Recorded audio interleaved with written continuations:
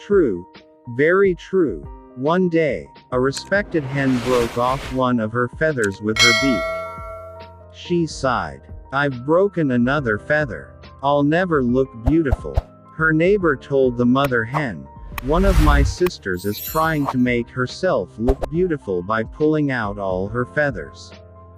The owl, sitting atop the hen house, remarked, "Shameless creature." His wife shouted at him, saying, "Be quiet. The children should not hear this." But she flew off and told the pigeons, "Did you know?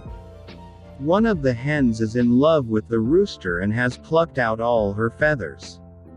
The pigeons told this story, but it was about two featherless hens. On hearing this, the first hen, who had no idea that this had started because of her, exclaimed, "What a scene! These hens should be ashamed of themselves." Moral: everybody is beautiful in their way.